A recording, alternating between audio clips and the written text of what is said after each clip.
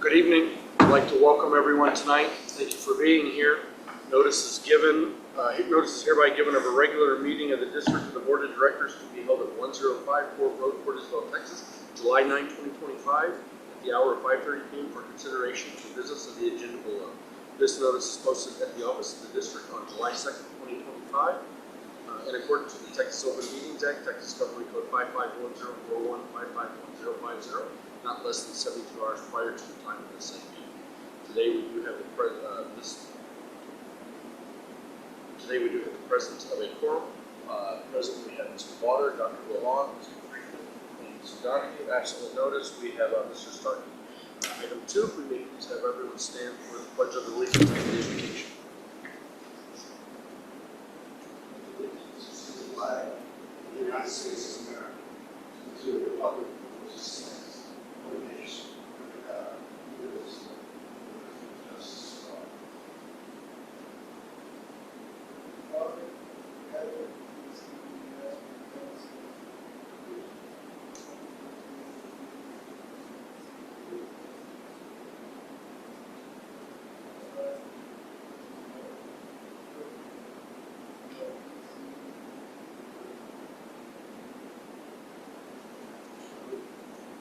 That takes us to item 3, invitation to the audience for public comments.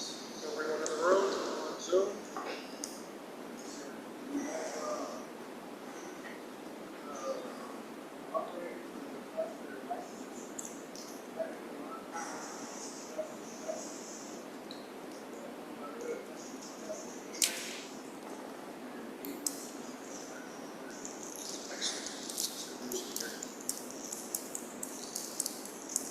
I got some. Yes, Dave. I'd like to publicly thank the City of South Padre Island, Laguna Vista, Port Isabel for coming alongside Chapel by the Sea in this little controversy that's taking place between our lease and the county. And I just wanted to show my appreciation for the assistance that everyone has shown us. Thank you. Anyone else? Thank you very much. Let's add to item 4, consider and discuss for possible approval of the minutes of the regular meeting on June 11, 2025. Motion made by Mr. Dunn, seconded by Dr. Lalonde. Are all in favor? Aye. John, none are opposed. Motion carries. Thank you. Item 5, General Manager's Report. Carlos is absent at the time.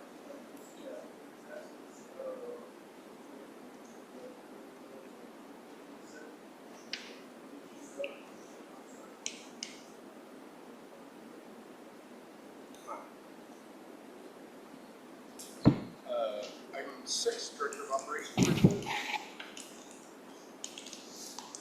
It's amazing how wet a summer it's been that they're still actually doing well. I know. They're not, it's not like they're full. It's still super well. Making like 3 years like this. That's back. Glad that they want to do it. Yeah. Chairman, the board.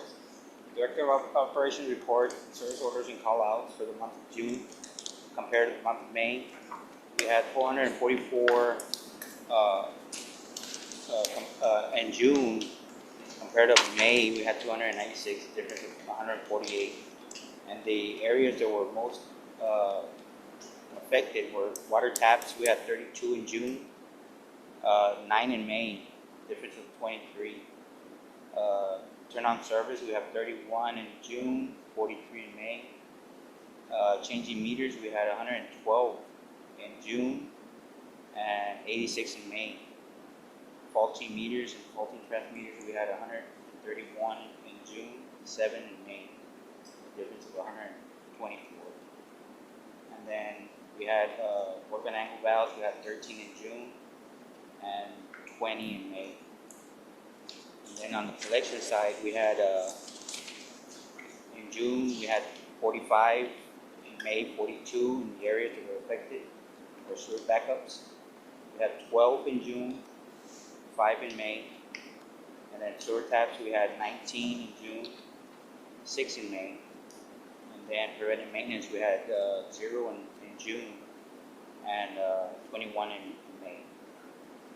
And then on lift station and pre-treatment, we had 58 in June and 42 in May. And the areas that were affected were maintenance and or added unsolved lift stations. We had 10 and in June and 5 in May. And then removal of fog and clean floats from lift station well. We have 15 in June and 9 in May. And that, questions? Yeah, can I ask a question? Yeah. Are you going to do the reports more? Yes. Yeah. Might I suggest, since you've kind of taken over this role, a different way of doing these reports? Because we've experienced what you just did for all the years I've been here, which is give us the numbers and then generally read me the numbers that I'm looking at. I pick up on those numbers pretty quick. I would love alternatively, instead of just give me the numbers, but just give me like 3 things that, or more, but like 3 things that stand out to you from the month before, like, hey, here's 3 things we did in operations that I want to share with the board. Either victories or challenges, and that way it feels more real to me. Does that make sense? Okay, Like, I feel like I just look at these numbers. I get to, fairly consistent. yeah, they're consistent, and I don't know what they. I mean, I obviously know what they mean, but it doesn't speak to me in any sort of way. So, I would love, since you're taking that home of these, just give me 3 things. Highlight Yeah. savings. Give me the highlight. Show me the numbers. I'll look at them, and if I got a question like, why do we have 124 different meters? I'll ask that. But otherwise, just give me the highlights and save the reading of the numbers. Okay. More productive for everybody. Okay. Bill Carl. I remember him saying that all the time at meetings. I can read. Yeah. Good. Is that okay? Am I stepping on you guys still saying that? Good. Thanks. It'll be more fun for you too. Okay. Yeah. Looking forward to the next We're meeting. going to change a lot of stuff while Carlos is gone. Now you got pressure. You got to recreate Item it. 7, Charles, District Engineer's report. All right. So let's see. So I guess the first update here is Long Island sanitary sewer. And we did have a project definitely. Yeah, that one. I can go ahead and let I guess Jacob give the update here for just to give you an update on Long Island Village, the water sewer improvements, and then we'll dive into some of the other sewer stuff going on beyond the development. Anyone from Long Island here?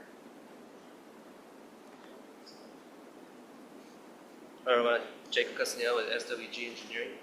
So to give you an update on the Long Island Village project, they've completely installed the 8-inch water mains.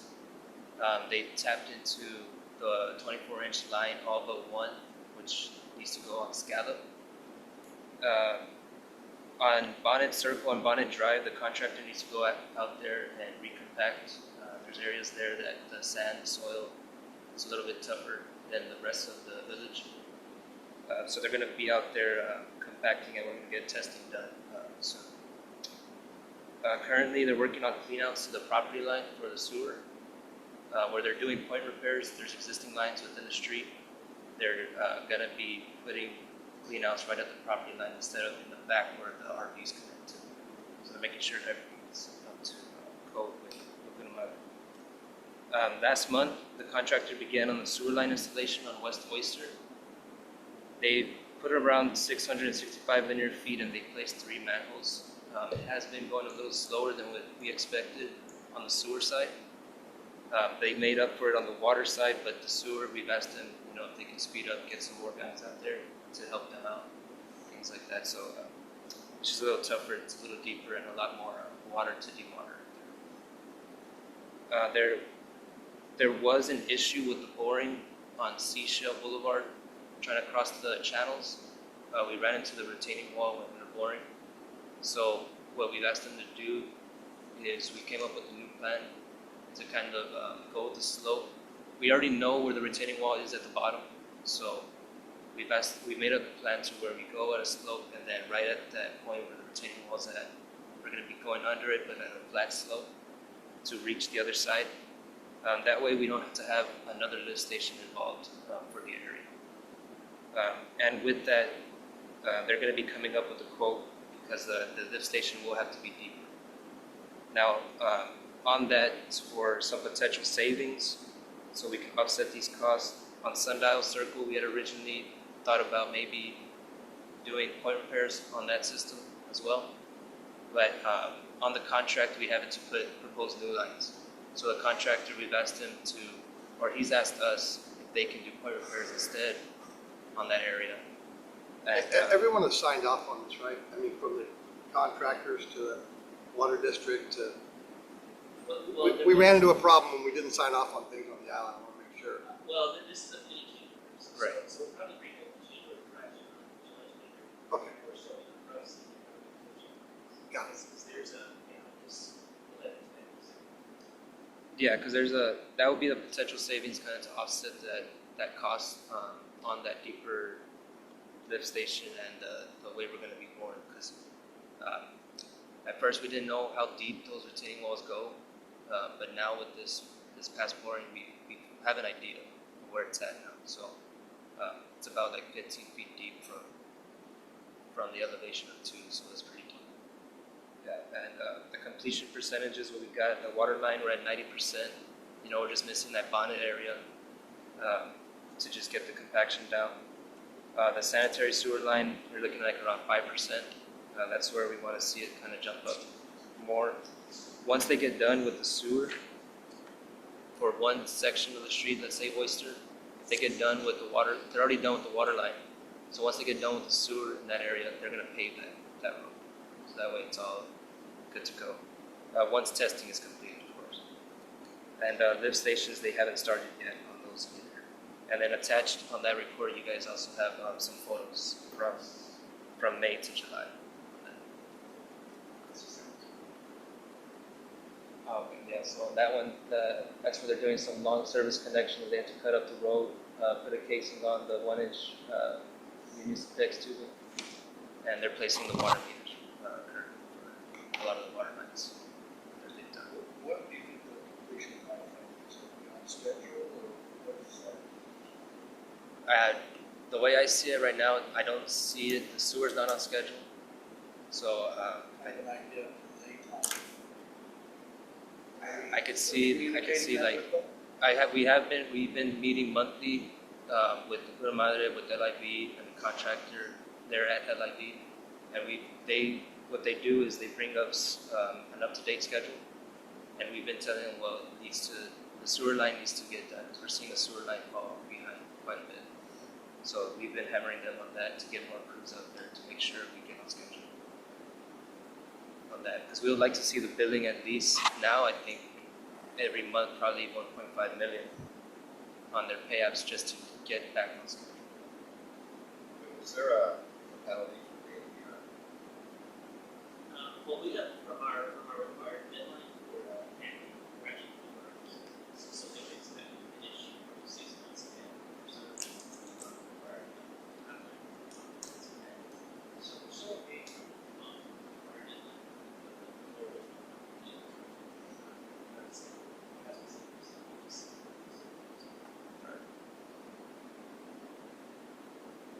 Any more questions? This one? I think your answer to my question was no. Is that right? Yes. I don't think they probably. No, I mean, I guess technically there would be. Well, they'll have to ask for a time extension. Yeah, the other extensions. Yeah. And there have been a lot more rainy days also, so they do, every time they submit their pay-apps, they submit the rainy days. It's been very weak. All right. And I guess sort of as we jump into the other part of this, is I guess there's also, of course, the cost that's going to be involved with the master lift station, additional depth, that's still pending. But we already have people beyond the defined area that are trying to plan their developments and request service, along Garcia Street.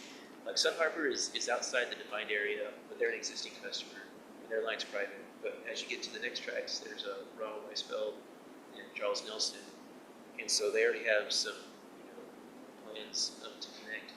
But basically, what happened in Long Island Village is that the design that's under construction, the pumps are being built for about 300 additional connections outside of the service area, outside of the defined area. So basically, what we're proposing to do, it's kind of a reimbursement agreement, but it's all within the district since we're the ones sponsoring the tax bond. And so we're proposing to address this through a service policy, a revision in terms of essentially those areas that are not in the defined area and affect and impact feet per time to that sewer.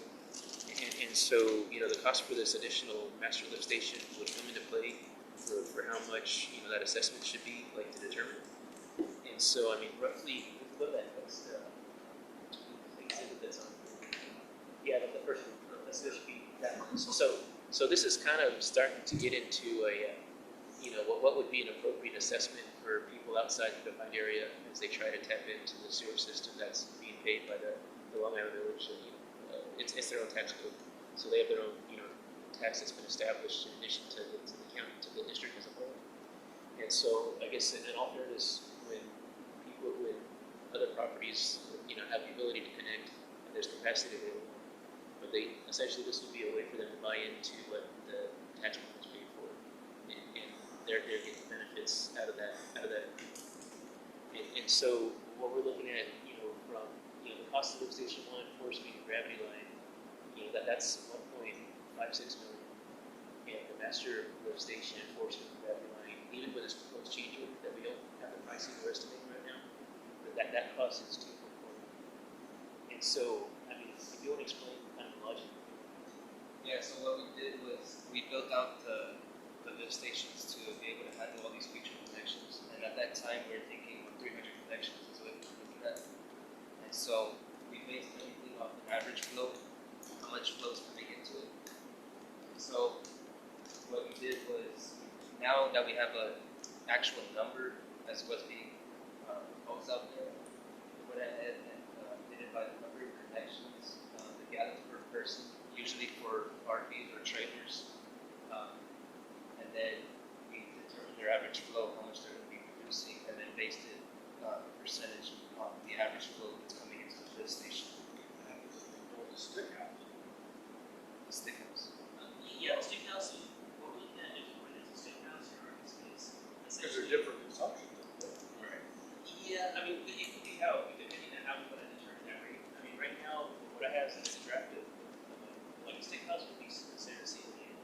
So the way the drafting policy is written is there's our existing service fees for Orange Town, besides that cost. And what we're proposing is an additional charge, like that one stick house would have an additional charge at the assessment of and then if something comes in with additional multifamily or it'd be based on service fees. And that's what we're seeing to do. Yeah, right now I think they have like 30, they're proposing 30 duplexes out there. So on that one we did give the regular gallon per person 100, which is decent. And yeah, like you're saying, I mean, when LIB, when they first built, was all for trailers, and now they're building homes and stuff like that, so the consumption is getting bigger. And so what we pretty much did was for those duplexes, we make sure to give it a higher average flow. We got a lot of duplexes in our district, which should be able to estimate what an average flow is. Right. I mean, well, or you can treat the duplexes to units. I mean, they can charge. Sure. That would be, you know. So LIB may get a little bit of money. Well, Back. yeah. Well, it'll stay within the fund. I think my basis is going to be this or something cost. It's easier. Yeah, they changed some of their bylaws there in the last 5 years to allow bigger units. These should just be the little C cottages. I don't know how big they've gone to. Yeah, I mean, essentially, it's a place to kind of property tax. Debt service.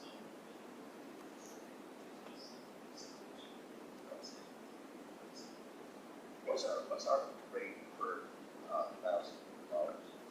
Sorry, $1,000.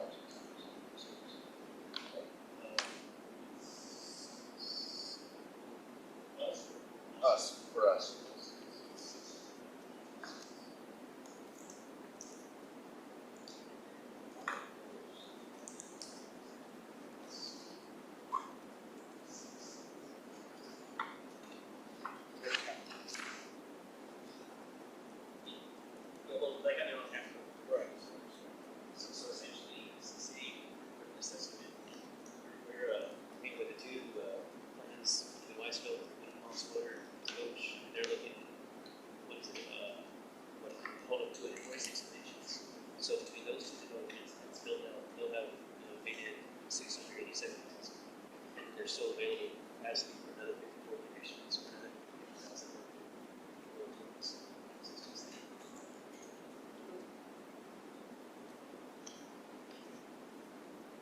Yeah, so I guess that concludes so yeah, I mean, I guess, would you agree that the service policy would be the right place to implement this additional wastewater connection?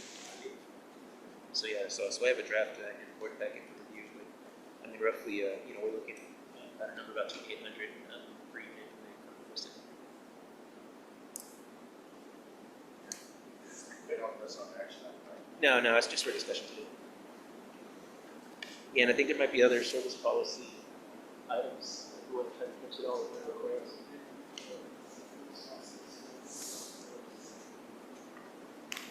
Workshop or meeting, go out for a meeting, workshop? I mean, what did you want to cover in the policies? Or major stuff or minor or just wording or?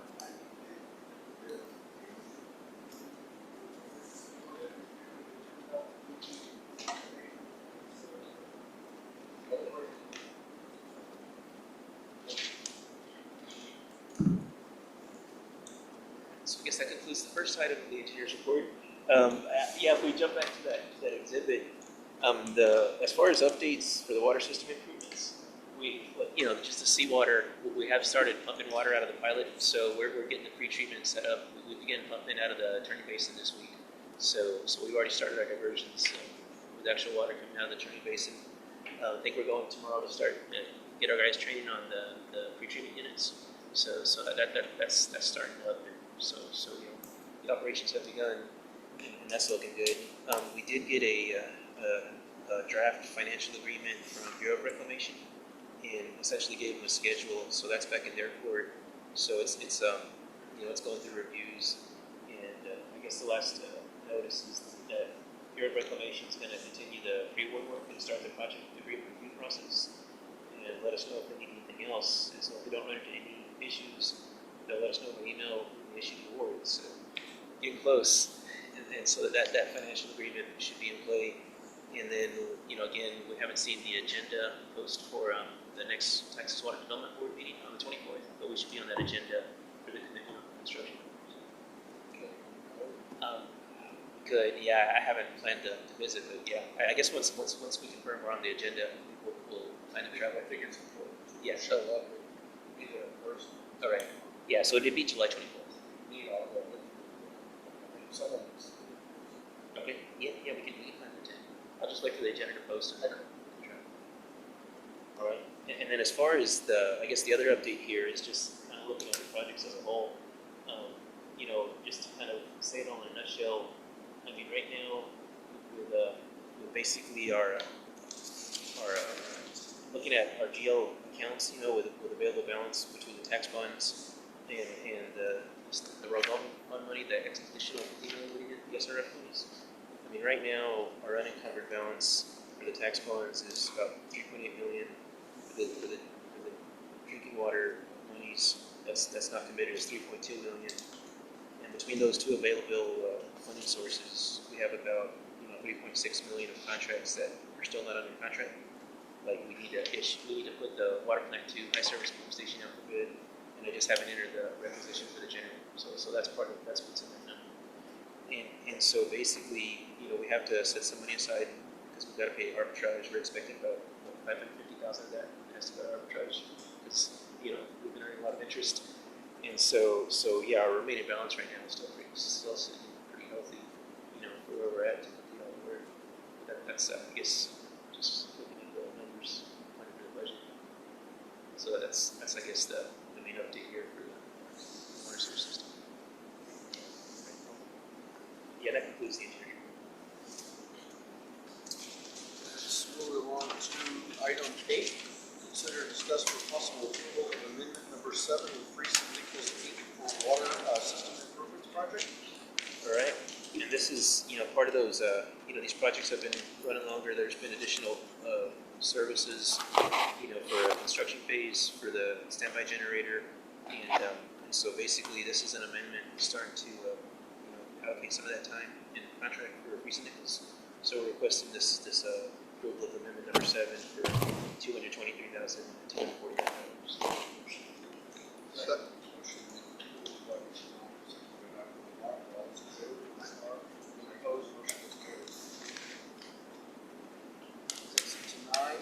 consider and discuss for possible approval of surveying services for use of water and wastewater treatment plant. Right, and this was related to the ongoing work with Garver. They're starting to get the design for the critical improvements there at Diesel Blanca, the wastewater treatment plant. And so we're requesting some surveying services, topographic survey work, biological surveying, for an amount of $15,575 to support the design services. Second. Motion carries. Thank you. Charles, we get, approved to start our, say, pilot program, is that up there?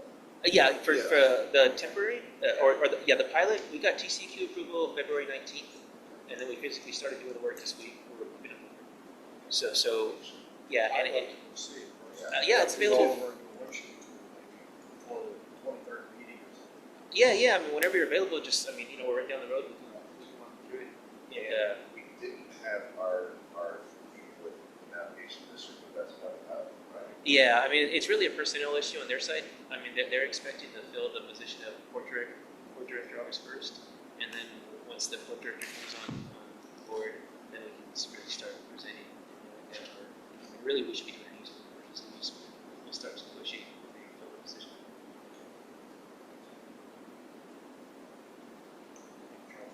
Item 10, consider and discuss the possible approval of a budget amendment to cover emergency repair costs for water plant number 2. So a few months ago, we had the caustic chemical tank at water plant 2 needed an emergency repair. We purchased a new one quickly, but we need to get our budget back in line.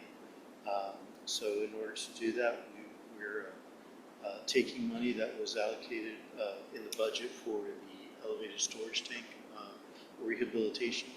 And we're going to postpone that project for now. And so this budget amendment is to transfer that money from the Fund 3, which is where that elevated storage tank project was budgeted, and to move it back into the general fund to cover that overage in the water plant department for the caustic tank. I make a motion. Motion is Mr. Calder, second by Dr. Lewin. All those in favor? Opposed, motion carries. Item 11, consider and discuss for possible approval to dispose of surplus equipment. Mr. Chairman, members of the board, we have a list of surplus items that we would like to have the approval to dispose. Did it work? Surplus items, it's IT, computers, monitors, switches, there is an old excavator and old van. Does that excavator work? Oh,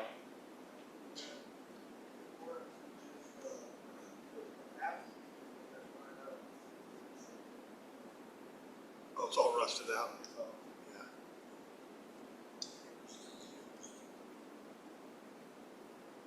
Are they were just disposed of, or are they going to be auctioned, or? Yeah, it will be Which one? Auction?